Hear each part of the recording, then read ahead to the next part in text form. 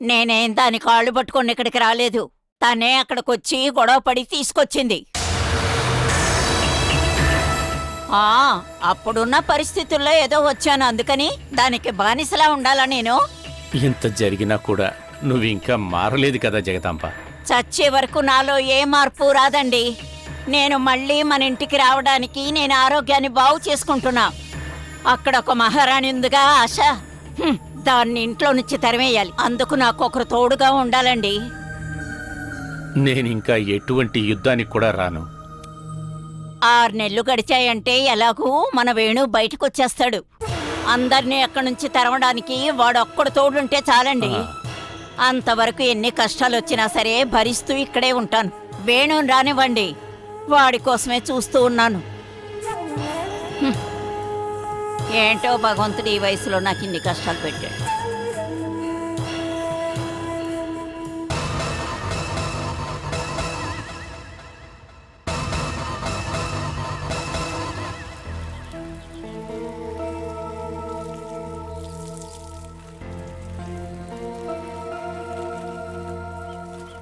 ఆ 3 నెలలు రెస్ట్ తీసుకోమని డాక్టర్లు చెప్పారు.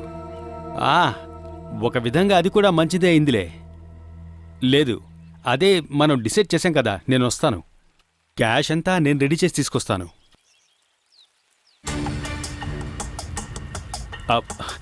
ఇంటికి ఒకళ్ళు వచ్చారు, నేను తర్వాత కాల్ చేస్తాను.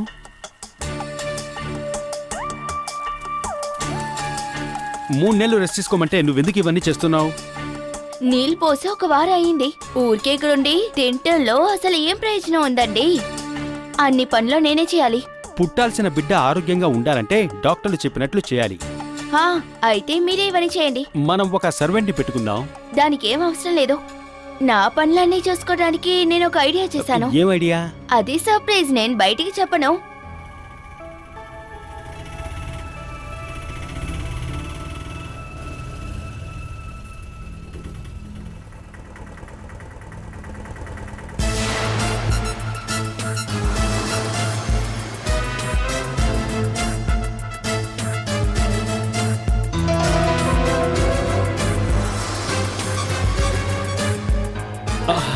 అటు చూడు ఆశ, మీ అమ్మ.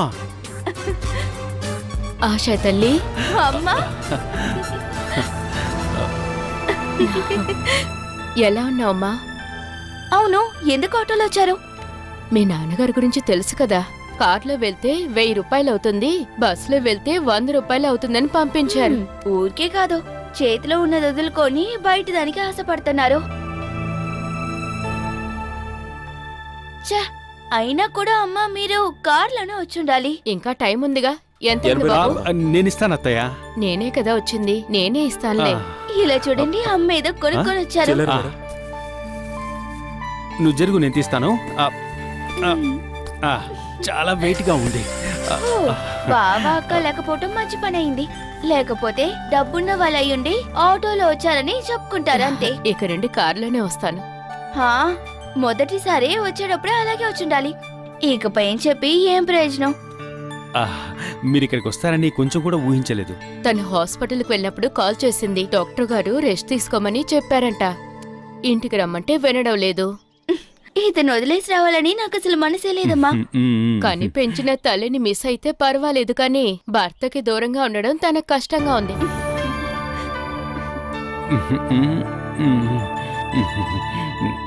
పర్వాలేదులేమ్మా, పెళ్లి చేసినా పారిపోయినా సరే ఆడపిల్లల కన్న తల్లులకి కష్టాలే.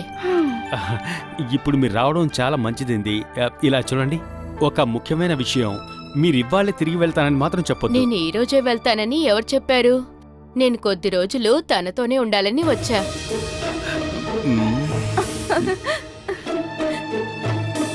పదమ్మ లోపలికెళ్దాం, విశేషాలు చెప్తూ గాని. పెట్టి నేను తీసుకొస్తాను, మీరు వెళ్ళండి. రండమ్మా.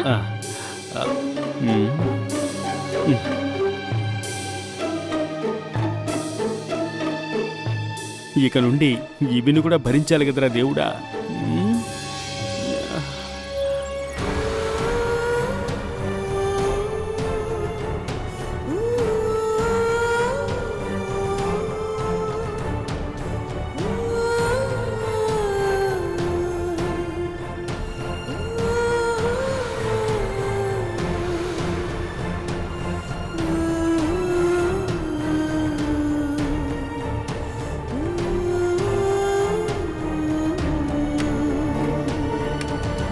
విను విను, నువ్వెందుకు ఇక్కడ కూర్చోనున్నావు? రా, అక్కడ పిండి వంటలన్నీ చేసి పెట్టాం. రారా, రా రా, కూర్చో. ఇవన్నీ నీకోసమే అమ్మ స్పెషల్గా చేసింది.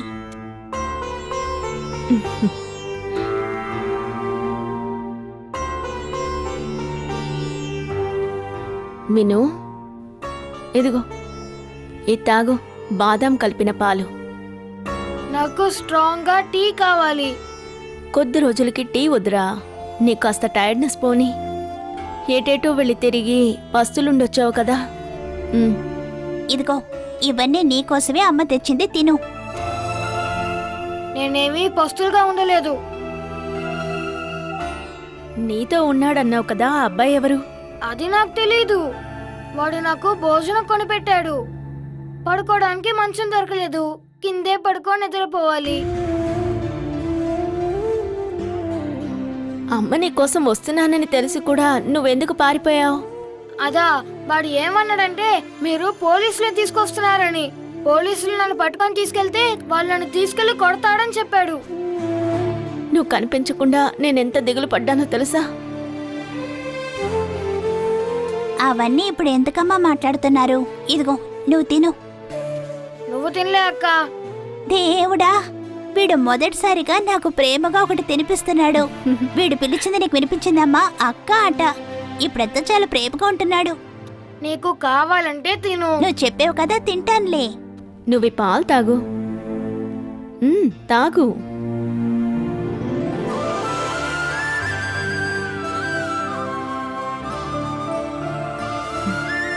Good boy. రా, నువ్వు నా బంగారం రా, సరేనా? అమ్మ నువ్వు కనిపించకుండా ఎంత బాధపడ్డానో తెలుసా? ఇక అమ్మని వదిలి ఎక్కడికి వెళ్ళకూడదు, సరేనా?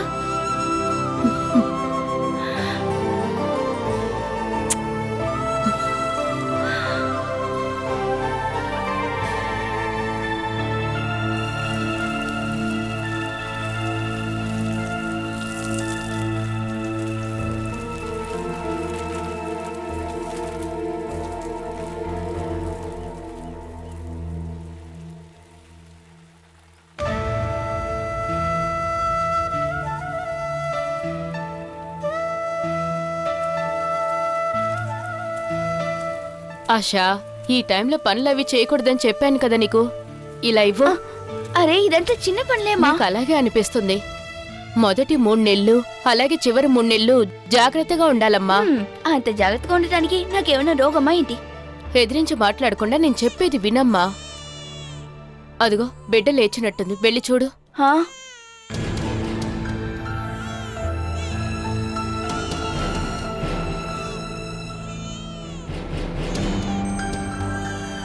నా కూతురు నా ఇంట్లో ఉన్నప్పుడు కనీసం వాకిలు కూడా ఊడ్చేదే కాదు. ఇప్పుడు అత్తారింట్లోనేమో అన్ని పనులు తనే చూసుకుంటుంది. తలరాత.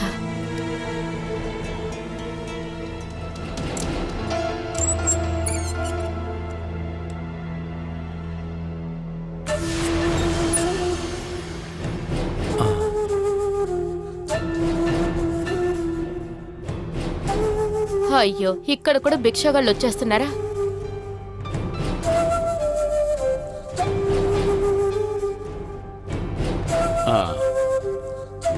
అది కాదమ్మా, మీరెవరో నాకు తెలియట్లేదే. నాకు తెలుస్తుందిలే. సన్యాసిగా ఉంది, ఇలా కాషాయ బట్టలు వేసుకొని మరీ భిక్షం ఎత్తుకుంటున్నారు కదా. సరిగ్గా చెప్పారు, నేను భిక్షగాడినే. అయినా గాని మీరెవరనేదే నాకు తెలియట్లేదే. అది అడగడానికి నువ్వెవరివి? ఆ, భిక్షం ఎత్తుకోవడానికి వస్తే ఇచ్చింది తీసుకొని వచ్చిందనే వెళ్ళిపోవాలి. కాదు, నేనెవరో మీకు అర్థం కాలేదనుకుంటా. నేను నువ్వు ఇక్కడ మెజిస్ట్రేట్వా? నిన్ను చూస్తేనే తెలుస్తుంది మోసం చేయడానికి వచ్చిన వాడివన్నీ.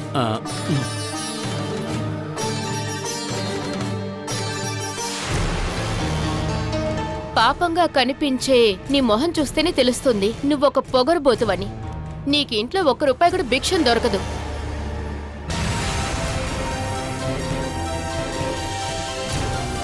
ఇంకా ఏంటి అలాగే చూస్తున్నావు? నీకు ఇక్కడ భిక్షం దొరకదు కానీ వేరే చోట వెతుకో. వెళ్ళవయ్యా. అయ్యో అత్తయ్య, ఈయన బిచ్చగాడు కాదు, మా నాన్నగారు.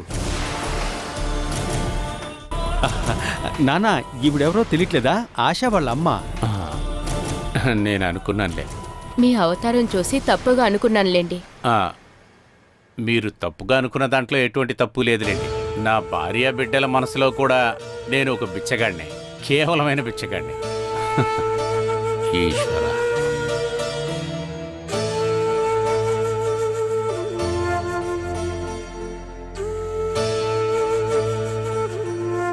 ఆ?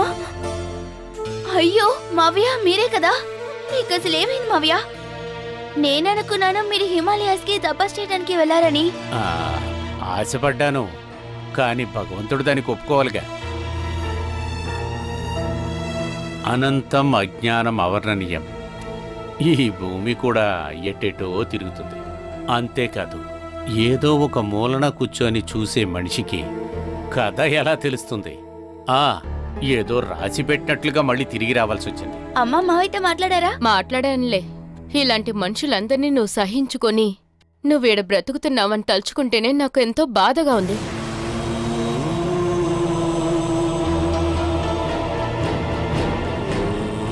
నువ్వలా చూడకు సుమేష్.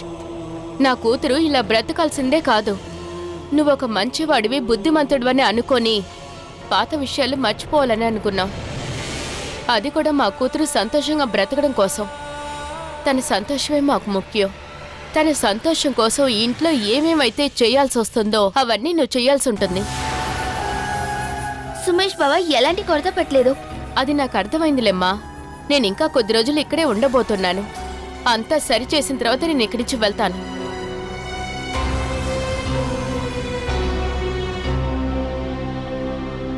ఏంట్రా, ఇంట్లో ఏం జరుగుతుంది?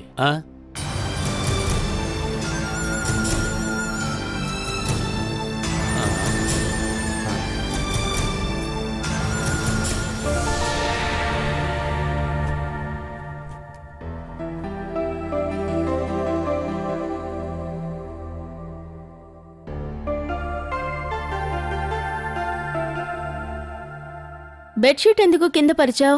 నేను పడుకోవడానికే. విను నీతో పాటు బెడ్లో సంతోషంగా పడుకొని.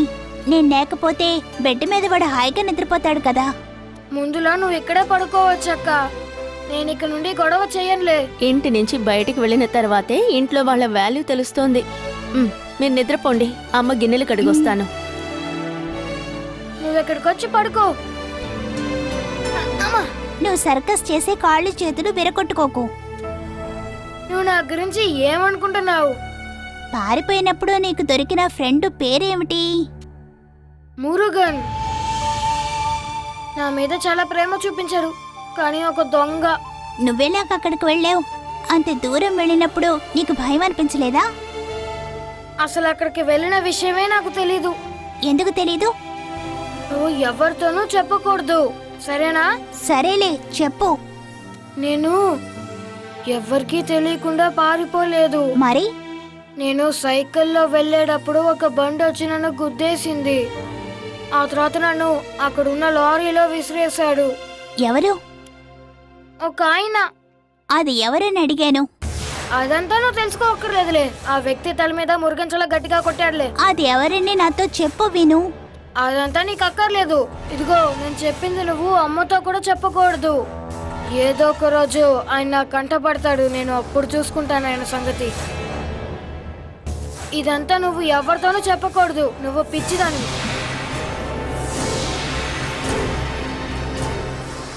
ఆలోచించకుండా పడుకో.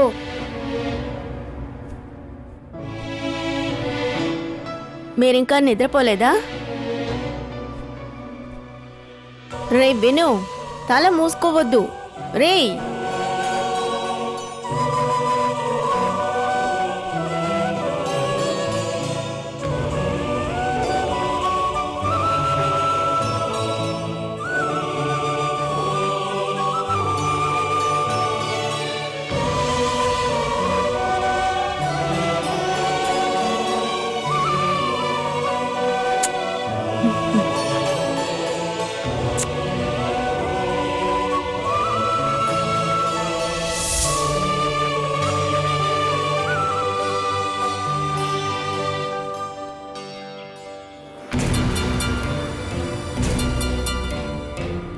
స్నానం చేసి మేకప్ వేసుకొని పనికి వెళ్తే మాత్రం సరిపోదు.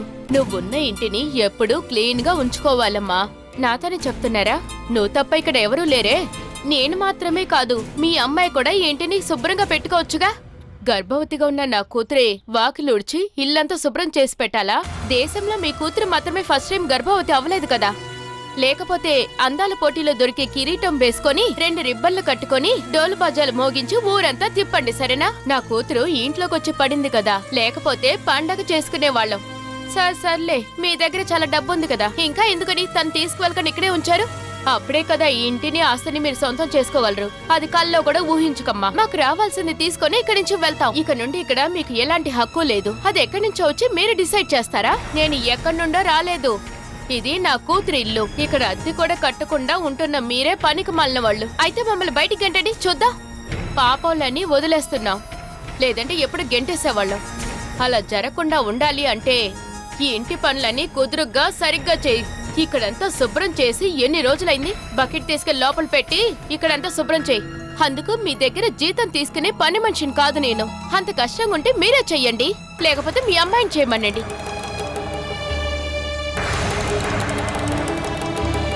తనకి ఒంట్లో బాలేదని చెప్పాను కదా, పని చేయటానికి ఒంట్లో బాలేదని సాకులు చెప్తున్నారా?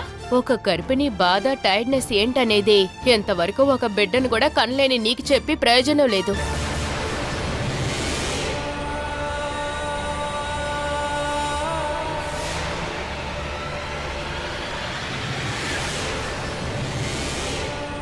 అదంతా అర్థమైన వాళ్ళకే చెప్పాలి, నీలాంటి వాళ్ళకి చెప్పి.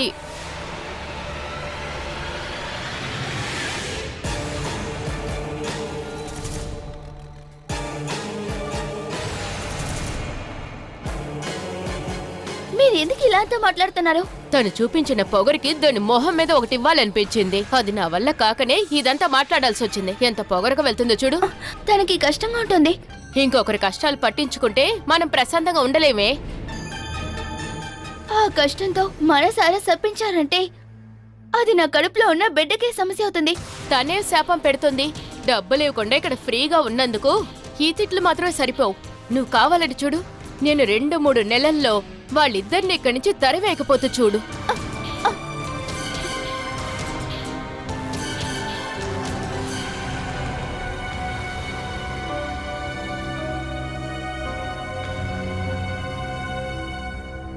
ఎవడి లేకుండి.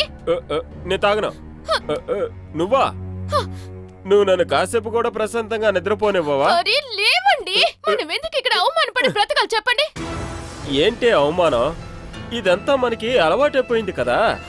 నిన్నగాక మొన్నొచ్చిన ఆశా వాళ్ళమ్మ నా మీద అధికారం చూపిస్తుంది. మనమేదో వాళ్ళ మీద ఆధారపడి బ్రతుకుతున్నట్టు వాళ్ళు మాట్లాడుతున్నారు. నువ్వు కూడా ఆవిడతో మాట్లాడుండొచ్చు కదా. నా మీద మాత్రం గొంతు చించుకొని బానే గొడవడతావు కదా. మనం ఈ ఇంటి కోసమే ఇక్కడ ఉంటున్నామని ఆవిడ అనుకుంటుందండి. ఆవిడ మాట్లాడిన మాటలకు నేను తిరిగి మాట్లాడితే ఇక్కడ మర్డర్ జరుగుతుంది. హత్య? ఎవరిని చెప్పారు? నేనే మిమ్మల్ని చంపేస్తా. అయ్యో అనిలా, నువ్వా? ఎలా చంపుతావు చూపించు. ఇక చాలా ఆపండి. మీరేం చేసినా పర్వాలేదు, వాళ్ళని ఇక్కడి నుంచి తరివేయాలి. వాళ్ళు మాట్లాడే మాటలు నేను తట్టుకోలేకపోతున్నా. అదే నాకు అనిపించింది. ఆవిడ చూస్తే ఆవిడ ముందు నిలబడి ఒకే ఒక్కళ్ళు మాత్రం గొడవాడగలరు. అదెవరంటే మా అమ్మ, సాక్షాత్తు జగదాంబ. ఆవిడ్ని ఎలాగైనా ఇక్కడికి మనం తీసుకురాగలిగితే రోజు ఈ ఇంట్లో పండగలా ఉంటుంది. అయితే అత్తయ్య వస్తారా? రప్పించాలే. ఇలాంటి ఒకళ్ళు మన ఇంటికొచ్చి అధికారం చెలాయిస్తున్నారని అమ్మకు గాని తెలిసిందంటే ఏమే, ఒకసారి మనం ట్రై చేద్దాం.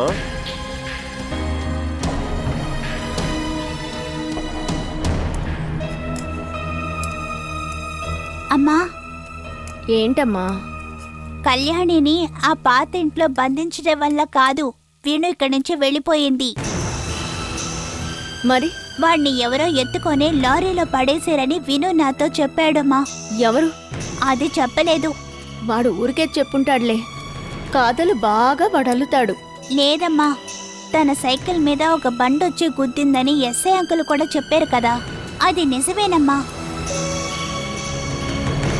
బండి గుద్ది కింద పడిపోయిన వాడిని ఎత్తి లారీలో పడేశారు. వేరే చోటికి వెళ్ళినప్పుడు స్పృహొచ్చి అక్కడి నుంచి దూకి ఎటో పారిపోయాడు.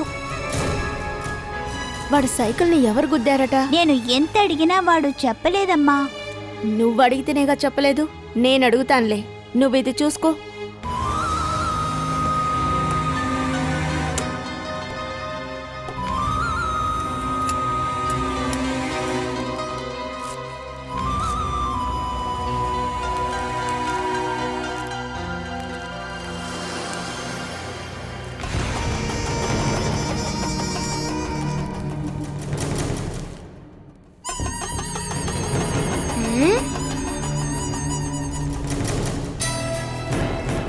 అవును, ఏం చేస్తున్నావు? ఫ్లైట్ ఇంకా పూర్తి చేయలేదు. బాగుందిరా. ఇవన్నీ ఎవరు నేర్పించారు? నేనే నేర్చుకున్నాను. అవును, ఒక విషయం అడుగుతాను, నువ్వు నిజమే చెప్పాలి. అడగండి. నీ సైకిల్ని ఎవరు గుద్దారు? ఏదో ముఖ్యమైన విషయం మాట్లాడడానికి సూరజ్ సార్ వస్తున్నారంట. ఇప్పుడా? ఆయన 4ంటికే వస్తానన్నాడు. ముందులాగే నువ్వు కాస్త మేనేజ్ చేయవా? ఆయన మాత్రం వస్తే పర్వాలేదు, కానీ కళ్యాణి కూడా అతనితో వస్తే. మీ ప్లేస్లో నేనున్నది కళ్యాణి చూస్తే పూర్తిగా చెడిపోతుంది. నేనిక్కడుంటే సూరజ్ ఏమనుకుంటాడు? నేను, ప్రీతి, నువ్వు అందరూ కలిసి చీట్ చేసామనుకుంటాడు. ఇప్పుడు ఏం చేద్దాం? మీరు ముందు ఇక్కడి నుంచి బయలుదేరండి. మరి పిల్లలు? వాళ్ళు స్కూల్కి వెళ్ళారు కదా. వాళ్ళకి ఈరోజు లీవు. అయ్యో, అది ప్రాబ్లం అవుతుంది కదా. పర్వాలేదు, పిల్లలతో పాటు దూరంగా ఉంటాను. అక్క, అఖిలాని ఇక్కడే ఉండనివ్వండి. ఒకవేళ ఆయనతో కళ్యాణి కూడా వస్తే ఆయన మైండ్ చేంజ్ చేయడానికి కళ్యాణి ఉంటే బాగుంటుంది. మీరు వినుని తీసుకుని వెళ్ళండి. ఆ తర్వాత జరిగేది జరగనివ్వండి.